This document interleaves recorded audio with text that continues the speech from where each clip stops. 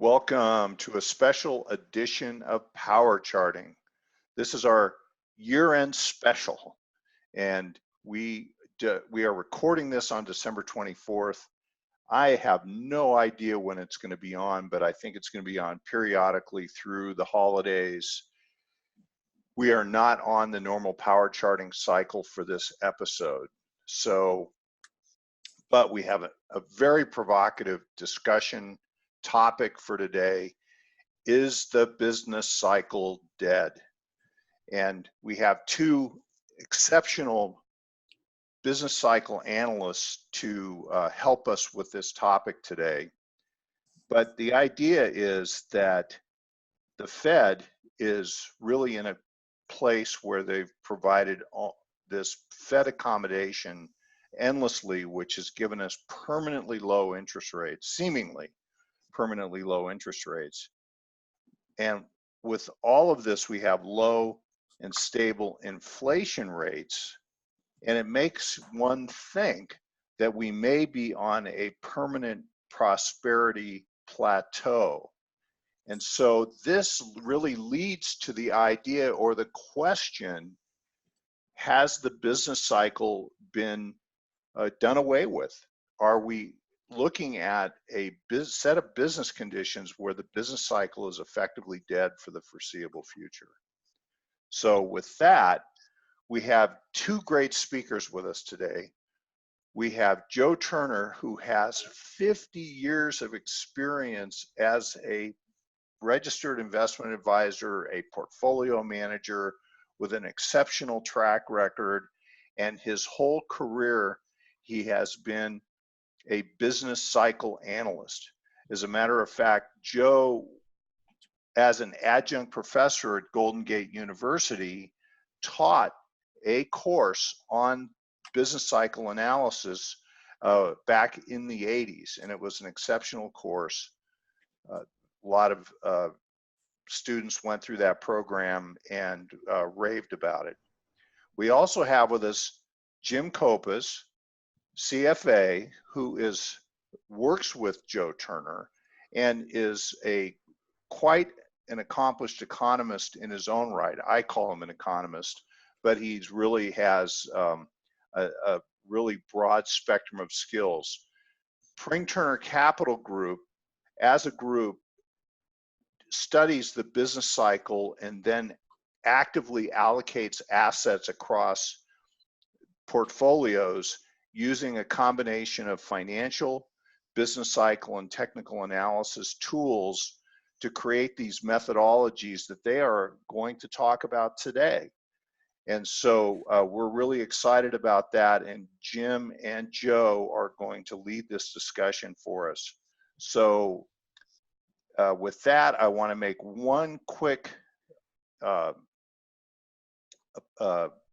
point here about the TSAA-SF, and that is that if you like this conversation today, Joe, Jim, and Martin Pring, their other partner, and Tom Kopas are going to do a free webinar for the TSAA-SF in January on the 9th. And this is a free webinar which is going to continue this discussion. And so to go to the TSAA-SF.org website to learn more. The announcement will be up soon and you'll be able to register for that event. And of course, the idea is become a member. The TSAA-SF is the oldest technical society in the country. They have exceptional programs month in and month out. Become a member at a very reasonable price, and it's educationally driven. Become a member and attend these wonderful programs each month. Okay, and with that, let's get on with the show. Joe and Jim, hey, it's so great to have you here for the inaugural edition of the Power Charting Holiday Show. Glad you're here. Thanks, Bruce. It's awesome. Tuesdays are one of my favorite days and best days of the week. I also like Wednesdays, Thursdays, Friday, Saturday, Sunday, and Monday as well, but Tuesday's a great day. All right. Well, I'm glad we're doing this on a Tuesday then. So, and Joe, welcome. Thanks, Bruce. Enjoy doing the program. Let me So, jump into your question and the topic here, which is the business cycle dead? And the short answer to that is only if human nature has changed is the business cycle dead. wow. So can we end the show here? Yes. Well, actually, I've prepared a lot of material that we have used to teach business cycle investing at Golden Gate, but I think that was like 15 weeks, 3-hour classes or so. So Yeah, this is going to be the executive semester summary. long. Good. Okay, well, get to it. Thanks. All right. Okay, so the question is important because the business cycle and the direction and the level of business activity has a profound influence on asset classes in how they perform and what the risk is on those classes. So the beauty of business cycles is that they're repetition, and that deals with the human nature side. The beauty about business cycle is the fact is that there's a sequence to events in a business cycle. It's logical and rational, and these are the things that give us an insight then into how to position portfolios from an asset class place. What's missing in the question, or what's behind the question, is the business cycle dead? That's the fact that we have not had a recession since 2009. So in fact, this turns out to be the longest expansion in American history. And that includes 34 or 35 business cycles going back to the 1850s. And you might even count a few more, but they were more agricultural cycles back in the late 1700s, early 1800s. But what we're looking at here, and this is the executive summary of the business cycle and how we view the world and how we position and why we position portfolios the way we do. We want a decision-making process that we can replicate over and over and over again. So what we're looking at is economic activity. Usually it's going from a contraction or recession to recovery into an economic expansion, a peaking out, rolling over, and repeating this over and over and over again. Working the math out, it turns out that a business cycle typically lasts 4 to 5 years. Each business cycle has its own characteristic. This business cycle that we're in right now, it's extremely long. It's also extremely slow growing. It's the slowest business cycle expansion in our history. And recessions, or the contraction part, is the purpose, I believe, is to correct the excesses that go on in the prior expansion. And again, just human nature.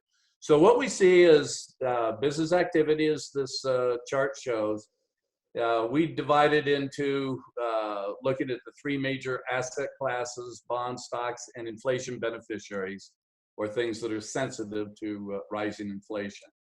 So stage 1 is early in the recession, interest rates decline, bond prices go up. Why? Because the demand for credit is low, and the supply, because the Federal Reserve is panicking and putting lots of money into the system, supply demand puts bond prices in a favorable position. You want to buy bonds.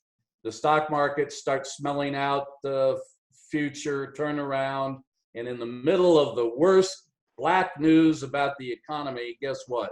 Stocks bottom out. That's stage 2. And then finally, we get a recovery of the economy. And at some point in that recovery, again, market participants take advantage of the situation by looking at things that benefit from inflation. So those are our three asset classes, and in sequence, it turns out bonds turn favorable, stocks turn favorable, and then finally inflation. And then we just turn the asset classes on their heads. The economy gets so strong that interest rates go up, bond prices go down. So we want to sell bonds. And at some point, interest rates get so high, they compete for your money, for your investment dollars, stocks peak out. And then finally, as the economy slows down further and further, it takes its toll on the demand for commodities. And in fact, it's a good time to sell inflation sensitive. So this is how we break the business cycle down from Pring Turner's perspective. We have 6 stages. And at the bottom of the chart here, it shows you when it's a favorable time to own each asset class through the 6 stages. So you can see that where we are today is stage 2, and we define stage 2 because we have a favorable environment for bonds, and this is measured by barometers and speedometers and models that we have developed over the years to reflect the favorable or unfavorable times to own these particular assets. So we're in stage 2 right now because we have a favorable bond reading and we have a favorable stock reading, which Jim will show and show you why in just a minute. Well, and we have an unfavorable time for inflation. Well, let me ask you this question, Joe, because we've just gone through a 22-month sideways period in the stock market where stocks have gone nowhere since January of 2018. And then at the end of 2019, at the end of 2018, we had a big collapse in interest rates. Interest rates went down a lot. And so is this like resetting the business cycle? Is the business cycle starting over? And that this big sideways 22-month period that we've been in, it was our bear market? Spot on, Bruce. What the model doesn't reflect here is we've had 3 specific slowdowns since we ended the last major recession, the Great Recession, in June of 2009. And we've gone through 3 cycles where each time you reset the economic clock, you also reset asset class, whether it's favorable or unfavorable. And we had one in 2011, a slowdown, and it reset the stock, bond, and inflation barometers. And then we had another one when oil declined at the end of, or halfway through 2014 into 2015. We had a slowdown there. That reset the clock. And then finally, 2018, we reset the clock again with a slowdown. Stock market declined, 20% almost in the 4th quarter. So we've had 3 slowdowns in the midst of one long expansion. But each one of those slowdowns was picked up, in our barometers. And as an example, let me have you focus on what's on the chart here is the inflation barometer. And what we're doing is we're measuring, and this goes way back into the 50s, so you have lots of cycles. But we use, in the top half, the CRB spot raw industrials. And the reason we use that as an inflation sensitive measure is almost every industrial product in there is not traded on a commodity exchange. Therefore, it's not influenced by restrictions on trading or trading limits or leverage and so on. So it's a more pure reflection of demand by American industry. What I want you to focus on is look at those slowdowns that have taken place in the last few years. So you've got the most recent slowdown reflected here in spot raw materials in the 18-19. You have the 2014-15 slowdown, the second slowdown, and then you have the 2011 slowdown there, which even though we have not had, in the strictest sense or definition, an economic recession, we've had 3 slowdowns. And each one of these slowdowns has been picked up by the inflation barometer. And Jim, in a minute, will show you our stock speedometer, which also picked up the same 3 slowdowns and reset the clock. So now I've just taken you through the 15 classes, 3 hours each, 45 hours of instruction in maybe 5 minutes here. Does that mean there's going to be a test now? Yeah, well, I hope everybody paid attention and took fast notes furiously. Or thanks, Bruce. You can also go, we've written a white paper on the website, and I would encourage you to explore the website, but we do have the Pring-Turner approach to business cycle investing. It does go into what we just talked about here, much more in depth, but I think you'll see the value of paying attention to the business cycle as a roadmap for how to invest in a more low risk or a more profitable fashion. So that's one layer. So go to pringturner.com and then drill into the pringturner.com website to get to this white paper, this study on business cycle investing and how Pring-Turner works. Okay. Yes, and then so the viewers can take their time digesting Sure. what I just sped through. Well, so the big question, very briefly, is that I see that the inflation barometer is at a very low reading, and these spot raw materials prices are waning, they're flagging. And so this really suggests that the economy is not remotely overheated.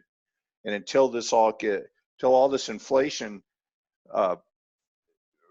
industrial materials go into a major uptrend, and the inflation barometer, commodity barometer starts to really heat up, then there really isn't any overheating problems in the economy.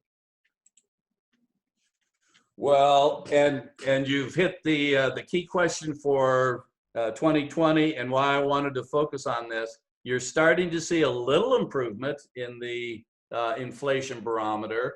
Martin focused, he writes a monthly newsletter, the Intermarket Review, and this last month he focused on commodity prices with the fact that they may be close to reversing. We're starting to see green shoots, if you would, in commodity prices. So along with things like we have a Pring-Turner leading economic indicator, that's strengthening.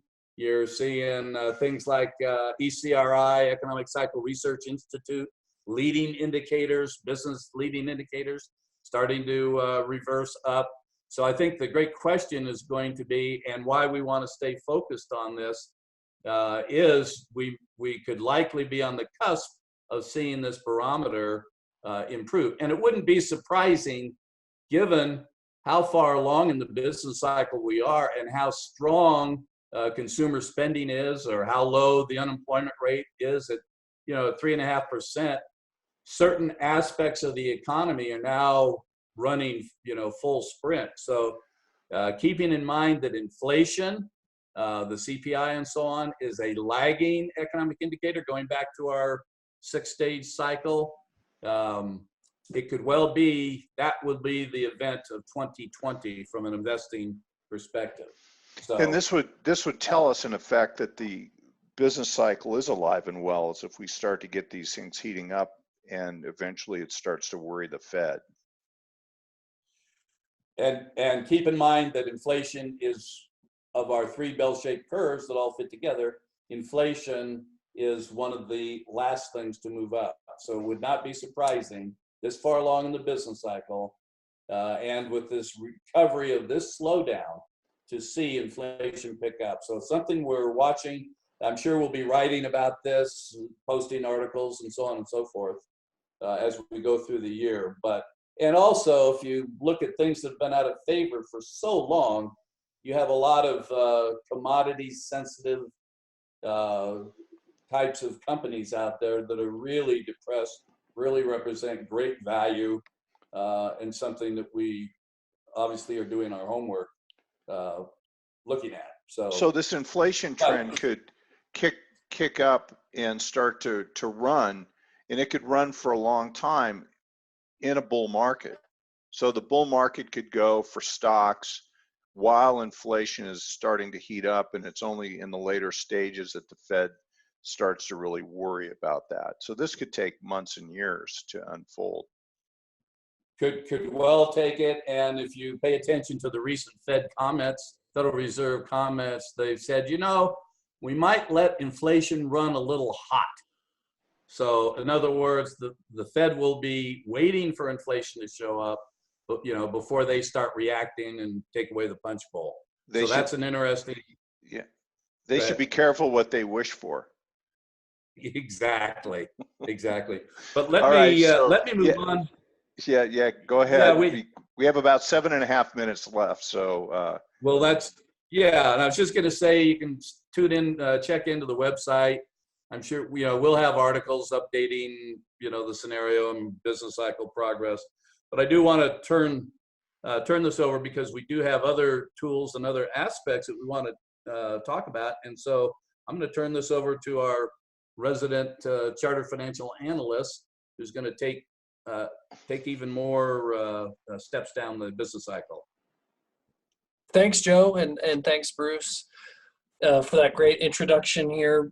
You mentioned Pring Turner, and a lot of StockCharts subscribers will be familiar with the name Pring, Martin Pring. He's a partner, and really one of the tools that he's very famous for is his barometers, which measure, as Joe was just going through, the inflation barometer there, and commodity prices. He also does it for bonds and stocks.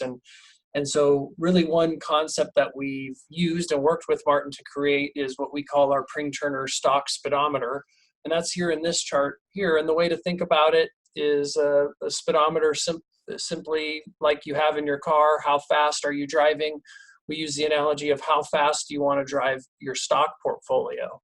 And there's times when you're in more of the danger zone, when you don't have a lot of indicators working in your manner, and other times when you're in the safety zone, and returns have been historically quite strong. Right now, we're at a 90% reading. It doesn't get much better than that. As you can see from the green highlights here recently, the stock market's been up, and also what Joe touched upon, you can see the other slowdowns that the speedometer picked up in 2011, 2015, and then here at the end of 2018. And so a lot of the indicators are technical in nature. And in fact, here exclusive to you StockCharts subscribers, we haven't released any of the components before, but I'm going to talk about two specific ones that make up the speedometer here. And we call it our 120% rule, because when this rule goes positive, you want to be 120% long. No, just kidding, because we don't use any leverage or go long in our client portfolios. We're actually more on the conservative side and looking to protect during drawdowns. But this rule is basically based on the main rule of don't fight the Fed and don't fight the trend, which when you have that combination together with the stock market trending higher, and we use the S&P versus its 12-month moving average, in combination with our measure for the Fed is the 3-month financial commercial paper yield versus its 12-month moving average. So if yields are going lower, if the Fed is being accommodative and the market is up and trending higher, that is a phenomenal time that you want to be invested. in the market historically. I think the returns are roughly since 1900. We did a study a few years back, and the returns during that time frame were roughly 16% annualized. Now, it doesn't happen very often, as you can see here on the chart. I think this is the first signal. We might have had some late in 2014. It just turned green here recently in 2019 as the market was moving higher, and the Fed recently changed course here recently. So it's a pretty unique time to be invested in. Historically, as you can see from some of the green lines here, it's not perfect, but the odds are certainly in your favor if you're wanting to stay optimistic about the market. Now, that being said, we are recording here on Christmas Eve 2019. Had we been doing this meeting on Christmas Eve 2018, would have been a much different investor sentiment going on out there. We actually touched upon it in a volatility post we did last year. One of these indicators is the CNN Fear and Greed Index. And as you can see, in 2018, around this time, investors were extremely fearful. The reading was at 3. It goes all the way from 0 to 100. So 3 is a pretty low reading. And typically that's a time where emotions are running high. I don't know if everyone recalls last year, but there was a lot of volatility. The Fed was raising interest rates while the market was declining.